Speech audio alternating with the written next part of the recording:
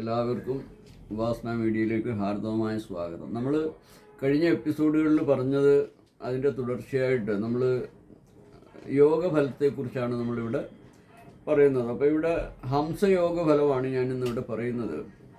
ഹംസയോഗത്തിൽ ജനിക്കുന്നവൻ രക്തവർണമായ മുഖത്തോടും ഉയർന്ന മൂക്ക്, ഭംഗിയുള്ള പാദം, ഇന്ദ്രിയങ്ങൾക്ക് പ്രസന്നത, ഗൗരവർണം തടിച്ച കവിൾത്തടം, രക്തവർണ്ണമുള്ള കണ്ണുകൾ, അരയന്നത്തിൻ്റെ ശബ്ദത്തിന് തുല്യമായ ശബ്ദം, താമര, തോട്ടി, കയറ്, ഇരട്ട മത്സ്യം, ഖഡ്വാംഗം, അതായത് ഒരു ആയുധവിശേഷം തന്നെ, മാല, കുടം എന്നീ രേഖകളോട് കൂടിയ മനോഹര പാണിപാദങ്ങളോടും തേനിൻ്റെ നിറമുള്ള കണ്ണുകളോടും കൂടിയ വൃത്തമായ ശിരസ്സോടും കൂടിയവനായിരിക്കുമെന്നാണ് പറയുക ഹംസയോഗ ഫലത്തിൽ.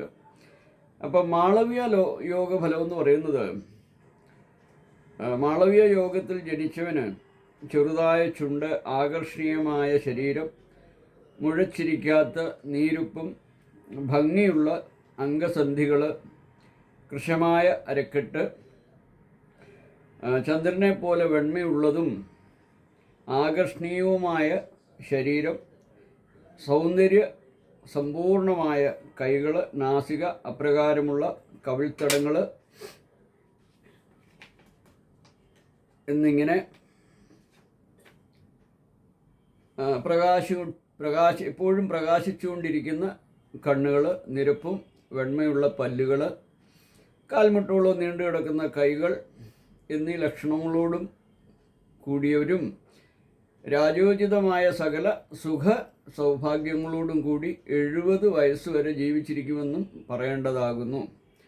അടുത്തത് ശശയോഗ ഫലമാണ്.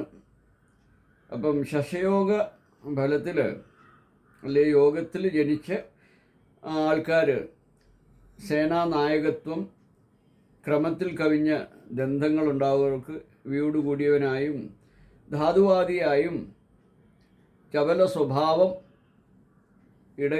ഇളകിക്കൊണ്ടിരിക്കുന്ന കൺമിഴികൾ, പരധനത്തെ അപഹരിക്കുക, മാതൃഭക്തി എന്നിവയോട് കൂടിയവനായിട്ടും ഒതുങ്ങിയ അരക്കെട്ടും നല്ല കണങ്കാലുകൾ ഉള്ളവനായിട്ടും ബുദ്ധിക്ക് നല്ല ലാളിത്യവും അന്യന്മാരുടെ പഴുതുകളെ അറിയുന്നതിൽ വിദഗ്ധനും കട്ടിൽ, ശംഖം, ശരം, വാള്, മൃദംഗം, മാല, വീണ എന്നീ രേഖകൾ കൊണ്ട് കൈകാൽ തലങ്ങളോട് കൂടിയവനായും തീരും. ഈ ശശമഹായോഗത്തിൽ ജനിച്ചവന് രാജകാലത്താണെങ്കിൽ പ്രശസ്തമായി രാജ്യഭാരം നടത്തുകയും 70 വയസ്സുവരെ ജീവിച്ചിരിക്കുമെന്നും മഹർഷിമാർ അരുളി ചെയ്തിരിക്കുന്നതുമാണ്. അടുത്തത് പഞ്ചമഹാപുരുഷയോഗ ഫലമാണ്. പഞ്ചമഹാപുരുഷയോഗ ഫലത്തിൽ ജനിച്ചവർ ചൊവ്വ മുതൽ ശനി വരെ പര്യന്തമുള്ള ഗ്രഹങ്ങൾ ഉച്ചം, സ്വക്ഷേത്രം മുതലായവയോടുകൂടി കേന്ദ്രത്തിൽ നിന്നാലാണ് ഈ യോഗകർത്താക്കളായി തീരുന്നത്. എന്നാൽ പ്രസ്തുത കുജാതി ഗ്രഹങ്ങൾ ആദിത്യനോടോ ചന്ദ്രനോടോ ചേർന്ന് നിന്നാൽ യോഗഭംഗം സംഭവിക്കുമെന്നും പറയുന്നുണ്ട്. തന്നിമിത്തം അവരുടെ ദശാ അപഹാര കാലങ്ങളിൽ രാജ്യത്വം മുതലായ മഹത്തായ ഫലങ്ങൾ അനുഭവിക്കുകയില്ലെന്നും കേവല സൽഫലങ്ങൾ മാത്രമേ അനുഭവിക്കപ്പെടുകയുള്ളൂ എന്നും പറയുന്നുണ്ട്. അടുത്തത് സുനഭാദി യോഗങ്ങളാണ്. ചന്ദ്രൻ നിൽക്കുന്ന രാശിയുടെ രണ്ടാമിടത്ത് ആദിത്യനൊഴിച്ചുള്ള ഗ്രഹങ്ങൾ നിന്നാൽ സുനഭായോഗവും, 12-ൽ നിന്നാൽ അനഭായോഗവും, 2-ലും 12-ലുമായി നിന്നാൽ ദുരിതുരായോഗവും സംഭവിക്കുന്നു. അപ്പോൾ ഈ ചന്ദ്രൻ്റെ ഇരുഭാഗങ്ങളിലും ഗ്രഹമില്ലാതെ ഇരുന്നാൽ അത് കേമുദ്രമ യോഗമായിട്ട് തീരുമെന്നും പറയുന്നുണ്ട്. അടുത്തത് സുനഭായോഗ ഫലമാണ്. ചൊവ്വ സുനഭായോഗ കർത്താവാകയാൽ വലിയ പരാക്രമിയും ധനവാനുമായിട്ടും കഠിന വാക്കുകൾ പറയുന്നവനായിട്ടും സേനാനായകനായിട്ടും ഹിംസയോടും നിത്യവിരോധത്തോടും കൂടിയവനായിട്ടും ഭവിക്കുന്നതാകുന്നു എന്നാണ് പ്രമാണം പറയുന്നത്.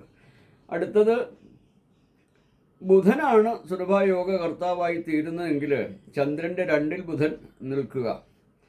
അപ്പോൾ വേദത്തിലും ശാസ്ത്രത്തിലും സംഗീതത്തിലും സാമർഥ്യമുള്ളവനായും ധർമ്മ തൽപരനായും കവിത്വവും സന്മനസ്സും ഉള്ളവനായും എല്ലാവരുടെയും ഹിതത്തിന് ഭംഗം വരുത്താതെ സൂക്ഷിക്കുന്നവനുമായിട്ടും സുന്ദരനായിട്ടും ഭവിക്കുമെന്നാണ് പറയുന്നത്. ഇനി അത് ചന്ദ്രൻ്റെ 2-ൽ ആണ് വ്യാഴം നിന്നാൽ അനേക വിദ്യകളെ പഠിപ്പിക്കുന്നവനായിട്ടും ആചാര്യനായും കീർത്തിമാനായും രാജാവോ രാജാവിന് ഇഷ്ടമുള്ളവനോ ആയും കുടുംബവും ധനസമൃദ്ധിയും ഉള്ളവനായിട്ടും ഭവിക്കുമെന്ന് പറയേണ്ടതാകുന്നു. ഇനി അതേ ഇതിൽ തന്നെ ശുക്രനെ കൊണ്ടുള്ള സുനഭായോഗത്തിൽ ജാതനായവന് ഭാര്യയും കൃഷിക്ക് ഉപയുക്തങ്ങളായ നെൽപ്പാടം ഉള്ളവനായിട്ടും വളരെ ഭവനങ്ങളോടും പലയിനം പശുക്കളോടും പരാക്രമത്തോടും കൂടിയവനായിരിക്കുമെന്നും രാജാവിനാൽ സൽക്കരിക്കപ്പെടുന്നവനാവും നല്ല വേഷവിധാനത്തോടു കൂടിയവനുമായി തീരുമെന്നാണ് പറയുക. ഇനിയും ശനി സുനഭായോഗ കർത്താവായിരുന്നാൽ നല്ല ബുദ്ധി സാമർഥ്യവും ഗ്രാമവാസികളുടെയും കുടുംബനാഥന്മാരുടെയും നിത്യേനയുള്ള ബഹുമാനത്തിനർഹതനും ധനസമൃദ്ധിയോടും എല്ലാ പ്രവൃത്തികളിലും നല്ല അച്ചടക്കത്തോടും മലിനവേഷത്തോടും കൂടിയവനായി ഭവിക്കുമെന്നാണ് ഈ യോഗങ്ങളുടെ ഫലം. അടുത്ത ഇതിൽ ഞാൻ അനഭായോഗത്തെക്കുറിച്ച് പറയുന്നതായിരിക്കും. ഹരിയോം ഹരിയോം ഹരിയോം. എല്ലാവർക്കും നമസ്കാരം.